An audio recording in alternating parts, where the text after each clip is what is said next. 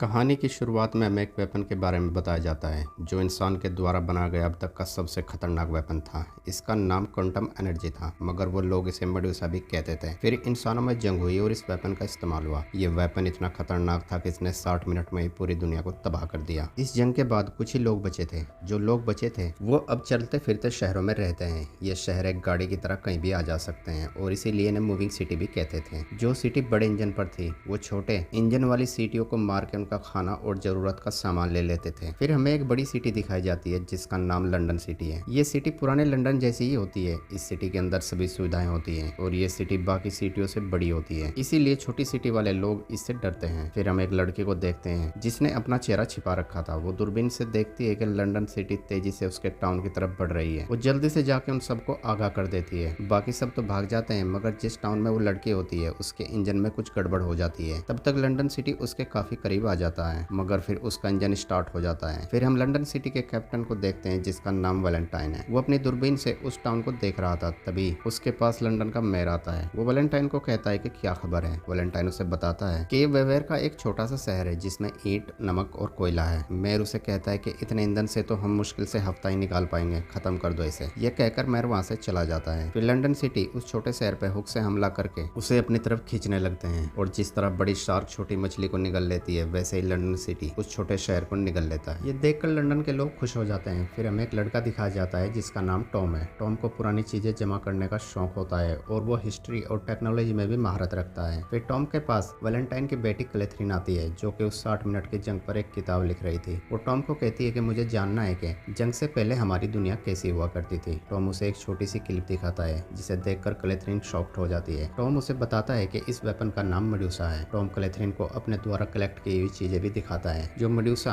Weapon के ही कुछ part होते हैं। फिर टॉम क्लेथरीन के साथ नीचे वाले सेक्शन में आ जाता है। वहाँ टीवी पर एक वांटेड के बारे में न्यूज चल रही होती है। इसका नाम एना है। फिर हम उन लोगों को देखते हैं जिनके शहर को लंदन सिटी ने अभी कैप्चर किया था। वहाँ कुछ लोग पुरानी चीजों को फेंक रहे थे। टॉम वहाँ आ जाता है और उन्हें ऐसा करने से मना करता है और उन्हें उस मशीन के बारे में बताने लगता है। तभी वहाँ पर वैलेंटाइन आ जाता है। वो टॉम को कहता है कि तुम मशीनों के बारे में बहुत कुछ जानते हो। क्लेथरीन अपने पिता से टॉम का परिचय कराती है। वैलेंटाइन टॉम को कहता है कि मैं तुम्हारे माता पिता के बारे में जानता था और जहाँ तक मुझे याद है तुम तो एक पायलट बनना चाहते थे। तभी एक मजदूर वैलेंटाइन को एक गैजेट देता है। ये गैजेट मेडुसा वेपन में लगता है। टॉम वैलेंटाइन को बताता है कि इंजीनियरों ने म्यूजियम से ये सारे गैजेट चुरा लिए हैं। तभी वहाँ चेक इन काउंटर पर लंदन का एक गार्ड छोटे शहर वाले पर हाथ उठा देता है। वैलेंटाइन उस गार्ड को गिरफ्तार करने का हुक्म देता है और उन छोटे शहर वालों से कहता है कि आप सब लोगों को यहाँ पर अच्छा खाना और रोजगार दिया जाएगा ताकि आप अपना भविष्य बना सकें। फिर हम उस मास्क वाली लड़की को देखते हैं जो चाकू लेकर वैलेंटाइन की तरफ बढ़ रही होती है। टॉम उसे देख लेता है, मगर जब तक टॉम उसके पास आता वो वैलेंटाइन के पेट में चाकू घुसा देती है और कहती है कि ये मेरी माँ के लिए है, पैंडोरा शो का बदला।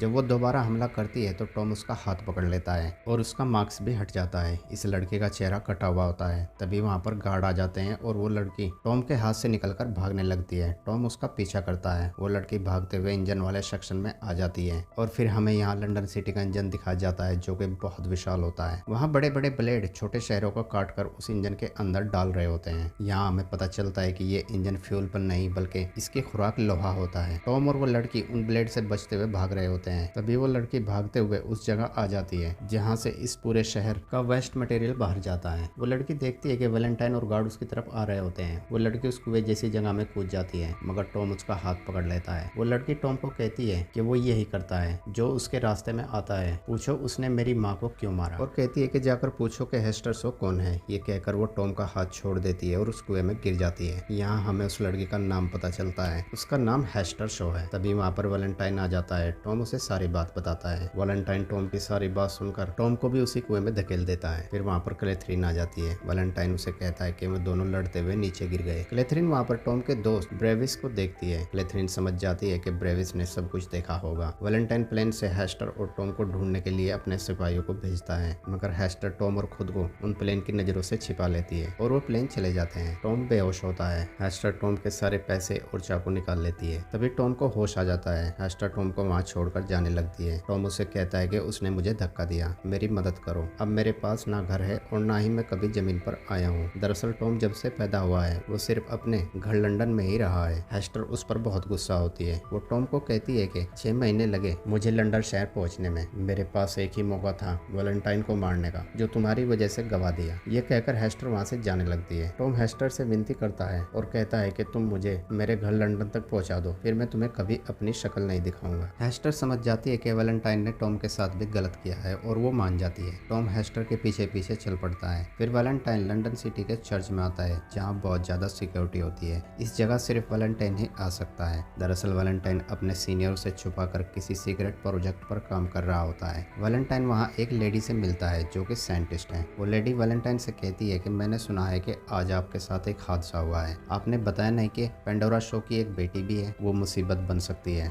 वैलेंटाइन कहता है कि जब तक मैं मरता नहीं वो शांत नहीं बैठेगी। वो लेडी वैलेंटाइन को बताती है कि समुंदर के बीच में जो जेल है वहाँ से सुबह मुझे एक खबर मिली है। उन्होंने एक खौफनाक दरिंदे को पकड़ा है जो किसी को मारना चाहता है। वो रात दिन बस एक ही नाम लेता है, हेस्टर शो। फिर हम टॉम को देखते हैं जो रात में किसी शहर को अपनी तरफ आता देखता है। टॉम चिल्लाकर उन्हें मदद के लिए बुलाता है। तभी हेस्टर की आंख खुल जाती है। वो टॉम को मना करती है मगर तब तक वो शहर उनके पास आ जाता है और उन पर हमला करने लगते हैं। दरअसल वो लोग शिकारी होते हैं जो रात में इंसानों का शिकार करते हैं। हेस्टर टॉम को बचाते हुए बहुत बुरी तरीके से जख्मी हो जाती है और वो शिकारी उन्हें पकड़ने वाले ही होते हैं कि तभी एक जमीनी मशीन उन्हें अपने अंदर ले लेती है। उस जमीन के अंदर एक बूढ़ा कपल होता है। वो लोग टॉम और हेस्टर को चाय देते हैं और रहने के लिए कमरा देते हैं। फिर हमें क्लेथरीन दिखाई जाती है। वो ब्राविस से मिलती है। वो ब्राविस को कहती है कि मुझे तुमसे बात करनी है, मगर ब्राविस कहता है कि मुझे कोई बात नहीं करनी। क्लेथरीन उसे कहती है कि तुम सब जानते हो, तुम वहीं थे, मैंने तुम्हें देखा था। और कहती है कि मुझे लगता है कि मेरे डैड मुझसे कुछ छिपा रहे हैं, वो बहुत बड़ी मुसीबत में है। ब्राविस कहता है कि झूठ बोलने में तुम्हारा बाप सबका बाप है। ब्राविस क्लेथरीन को बताता है कि टॉम को तुम्हारे बाप ने ही धक्का मारा था। ब्राविस क्लेथरीन को उस चर्च के बारे में भी बताता है और कहता है कि वैलेंटाइन यहाँ कुछ बहुत खतरनाक बना रहा है। मैंने अंदर जाने की बहुत कोशिश की पर हर जगह बहुत कड़ी सुरक्षा थी, अंदर जाने का कोई रास्ता नहीं है। क्लेथरीन उसे कहती है कि एक रास्ता है। फिर हम हेस्टर को देखते हैं। वो टॉम को अपनी माँ के बारे में बताती है और कहानी फ्लैशबैक में चली जाती है। वो कहती है कि मैं 8 साल की थी जब मेरी माँ का कत्ल हुआ। वो एक आर्कोलॉजिस्ट थी और उन्हें पुरानी चीजें खोज करना बहुत पसंद था। वैलेंटाइन अक्सर हमसे मिलने आता था। माँ की ढूंढी हुई चीजों को समझने में घंटों लगा देता था। फिर एक दिन माँ को अमेरिकी खंडरों से कुछ ऐसा मिला जो उसे चाहिए था, जो कि बहुत खतरनाक था। माँ ने उसे देने से मना कर दिया तो उसने माँ का कत्ल कर दिया। हेस्टर की माँ उसे एक लॉकेट देती है और वहाँ से जाने को कहती है। हेस्टर अपनी माँ को बचाने आ जाती है और वैलेंटाइन उस पर चाकू से वार करता है जिसमें उसका चेहरा कट जाता है और यहाँ हमें पता चलता है कि हेस्टर के चेहरे पर वो निशान क्यों लगे। हेस्टर वहाँ से भाग जाती है। फिर कहानी प्रेजेंट में आ जाती है। टॉम उससे पूछता है कि तुम्हारी माँ को ऐसा क्या मिला था। हेस्टर जवाब देती है मुझे नहीं पता। फिर हमें वैलेंटाइन दिखाया जाता है जो उस जेल में आ जाता है जहाँ वो कैदी बंद था जो कि हेस्टर को मारना चाहता था। वैलेंटाइन उससे मिलता है। वो एक रोबोटिक इंसान होता है। वैलेंटाइन उससे पूछता है कि तुम हेस्टर शो को क्यों मारना चाहते हो। वो जवाब देता है कि उसने अपना वादा तोड़ा है। अब वो वादा क्या था ये कहानी में आगे पता चलेगा। वैलेंटाइन उस जेल पर हमला करके उस कैदी को आजाद कर देता है। उधर हेस्टर और टॉम को वो कपल धोखे से एक ऐसी जगह ले आता है जहाँ इंसानों की बोली लग रही थी। उनका बॉस हेस्टर को बेचने के लिए बोली लगाने को कहता है। वहाँ खड़ा एक आदमी हेस्टर का दाम लगाता है। तभी वहाँ पर एना आ जाती है। वो हेस्टर की इतनी बोली लगा देती है कि वहाँ सबकी बोलती बंद हो जाती है। मंडी का बॉस एना को पहचान लेता है। वो एना को कहता है कि तुम्हारे सर पर सरकार ने इनाम रखा है, मैं तुम्हें उनके हवाले करके वो इनाम भी लूंगा। ये सुनते ही एना अपनी गन से उसका सर उड़ा देती है और फाइट शुरू हो जाती है। टॉम और हेस्टर वहाँ से भागने लगते हैं। तभी वहाँ पर वो रोबोटिक इंसान आ जाता है। टॉम कहता है कि अब ये क्या है। हेस्टर जवाब देती है कि इसका नाम श्राइंक है। टॉम और हेस्टर एक विशाल मशीन के ऊपर चढ़ जाते हैं लेकिन श्राइंक एक छलांग में उनके पास आ जाता है और हेस्टर को मारने वाला ही होता है। तभी एना अपनी गन से उसे शूट कर देती है और टॉम और हेस्टर को लेकर अपने प्लेन से भाग जाती है। श्राइंक वहाँ पर खड़े एक प्लेन को देखता है। हेस्टर एना को कहती है कि तुमने हमारी जान क्यों बचाई। एना हेस्टर को बताती है कि मैं तुम्हारी माँ पेंडोरा शो की दोस्त हूँ। तुम्हारी माँ की मौत के बाद मैंने तुम्हें बहुत ढूंढा मगर तुम मुझे कहीं नहीं मिली। फिर मैंने सोचा कि एक 8 साल की बच्ची ऐसी दुनिया में कैसे जिएगी जहाँ इंसानों को कीड़े मकोड़े समझा जाता है। मुझे लगा कि तुम मर गई हो। टॉम श्राइंक के बारे में बहुत बुरा भला कहने लगता है। हेस्टर टॉम पर बहुत गुस्सा करती है। वो कहती है कि चुप हो जाओ, उन्होंने मेरी जान बचाई थी। ये कहकर बाहर आ जाती है। टॉम को लगता है कि उसने गलत किया है और वो हेस्टर के पास आता है। हेस्टर श्राइंक के बारे में बताती है और कहानी एक बार फिर फ्लैशबैक में चली जाती है। यहाँ हम हेस्टर को देखते हैं जो कि भागते भागते बेहोश हो जाती है। श्राइंक उसे उठाकर अपनी शिप पर ले आता है। श्राइंक को पुरानी चीजें इकट्ठा करने का शौक था। वो हेस्टर को खाना देता है। हेस्टर श्राइंक की एक पुरानी फोटो देखती है जिसमें वो अपनी बेटी के साथ था। यहाँ हमें पता चलता है कि श्राइंक भी पहले इंसान था। श्राइंक को हेस्टर में अपनी बेटी की झलक दिखती है और वो हेस्टर को हमेशा खुश देखना चाहता है मगर हेस्टर हमेशा अपनी माँ को याद कर उदास रहती थी। हेस्टर को ऐसे देख श्राइंक एक रोबोटिक बॉडी बनाता है और उसे कहता है कि मैं तुम्हारा सारा दर्द दूर कर दूंगा, तुम्हें फिर से बनाऊंगा और तुम्हारी पिछली जिंदगी की सारी यादें मिटा दूंगा। फिर कहानी प्रेजेंट में आ जाती है। हेस्टर टॉम को बताती है कि मैंने उससे वादा किया था कि मैं उनकी तरह बन जाऊंगी। यहाँ हमें पता चलता है कि श्राइन किस वादे की बात कर रहा था। टॉम उसे कहता है कि तुम फिर वहाँ से भाग क्यों गई। हेस्टर जवाब देती है कि 6 महीने पहले लंदन ने जमीनी ब्रिज पार किया और यही सही मौका था वैलेंटाइन से मेरा बदला लेने का, इसीलिए मैं श्राइन के पास से भाग गई। उधर क्लेथरीन देखती है कि टॉम की जमा की हुई चीजें गायब थी। क्लेथरीन ब्राविस को एक गुप्त रास्ते चर्च के पास ले आती है और वो एक कब्र के रास्ते वहाँ आ जाते हैं। उस चर्च में मेयर भी आ जाता है। दरअसल लंदन सिटी अपने रास्ते से हट गया था और अब वो उत्तर की ओर चाइना के शेंगो शहर की तरफ जा रहा होता है, क्योंकि सिर्फ शेंगो ही एक ऐसा शहर है जहाँ अब भी लोग जमीन पर रहते हैं और वहाँ की जमीन पहले जैसी है, जहाँ पानी खाना सब कुछ है। मेयर देखता है कि वैलेंटाइन ने उस विनाशकारी हथियार मेडुसा को फिर से तैयार कर लिया है। मेयर उस हथियार को रोकने को कहता है, मगर वैलेंटाइन मेयर को मार देता है। ये सब क्लेथरीन छुपकर देख रही होती है और अपने डैड का ये रूप देखकर क्लेथरीन को बहुत दुख होता है। उधर एना टॉम और हेस्टर को अपने साथियों के पास ले आती है। एना हेस्टर से पूछती है कि मरने से पहले तुम्हारी माँ को कुछ मिला था जो बहुत खतरनाक था। उसे वैलेंटाइन का डर था कि वो उस चीज के साथ क्या करेगा। तुम्हारी माँ ने मुझे कहा था कि अगर मुझे कुछ हो गया तो सिर्फ इसे हेस्टर ही रोक सकती है। हेस्टर उन्हें बताती है कि उस रात माँ को एक बॉक्स मिला था जिसे वैलेंटाइन ले गया था। टॉम हेस्टर को कहता है कि क्या उस बॉक्स पर कोई निशान बना था। टॉम उसे निशान बनाकर दिखाता है। हेस्टर उस निशान को पहचान लेती है और हाँ कर देती है। ये सुनकर टॉम के होश उड़ जाते हैं और कहता है कि तुम्हारी माँ को एक कंप्यूटर कोड मिला था जो कंट्रोल सिस्टम था क्वांटम ऊर्जा हथियार का। एना टॉम से पूछती है कि क्या इसे बंद कर सकते हैं। टॉम जवाब देता है कि बिना क्रैश ड्राइव के इसे नहीं रोक सकते। एना पूछती है कि क्रैश ड्राइव क्या है। टॉम जवाब देता है कि ये एक चाबी की तरह है जिसे लगते ही मेडुसा अपने आप तबाह हो जाएगा। तभी वहाँ पर श्राइन आ जाता है। एना और उसके साथी उससे लड़ने लगते हैं मगर वो सबको धूल चटा देता है। एना का एक साथी वहाँ पर बम ब्लास्ट कर देता है जिसकी वजह से वो जगह पूरी तबाह हो जाती है और वो सब लोग वहाँ से भाग जाते हैं। हेस्टर और टॉम भी वहाँ से भागने वाले होते हैं। तभी उनके सामने श्राइन आ जाता है। टॉम उससे फाइट करने लगता है। वो टॉम को मारने वाला ही होता है। हेस्टर श्राइन को मना कर देती है और कहती है कि इसे मत मारो और रोने लगती है। श्राइन समझ जाता है कि हेस्टर टॉम को चाहती है। श्राइन टॉम को छोड़ देता है और हेस्टर को उसका लॉकेट वापस करता है और साथ ही अपने वादे से भी मुक्त करता है और उस जगह के साथ जलकर मर जाता है। एना टॉम और हेस्टर को लेकर शैंक शहर आ जाती है जो बहुत खूबसूरत होता है और उस शहर के सामने एक बहुत विशाल दीवार होती है। इस दीवार को वैलेंटाइन से पहले भी कई शहरों ने तोड़ने की कोशिश की थी मगर ये इतनी मजबूत है कि वो सब नाकाम हो गए। एना वहाँ के गवर्नर से मिलती है और उसे कहती है कि लंदन तेजी से हमारी तरफ आ रहा है, हमें मेडुसा को उड़ाना होगा वरना हम में से कोई नहीं बचेगा। टॉम उन्हें कहता है कि तुम ऐसा मत करो, उस शहर में हजारों बेगुनाह मौजूद हैं, उन बेचारों का क्या कसूर है। गवर्नर टॉम को समझाता है और कहता है कि अगर कोई और तरीका होता तो मैं उसे जरूर अपनाता। टॉम गुस्सा होकर वहाँ से चला जाता है और वो लोग मेडुसा हथियार को उड़ाने की तैयारी कर देते हैं। उधर वैलेंटाइन मेडुसा को भी तैयार कर देता है। शेंगो के प्लान लंदन की तरफ निकल पड़ते हैं। तभी हेस्टर एक मूर्ति को देखती है जिसके सर पर वैसा ही निशान होता है जैसा हेस्टर के लॉकेट पर था। हेस्टर उस लॉकेट को खोलती है, उसके अंदर वही क्रैश ड्राइव होती है। हेस्टर उसे टॉम को दिखाती है। उधर वैलेंटाइन अपना पहला हमला कर देता है जो कि इतना खतरनाक होता है कि शेंगो शहर की आधी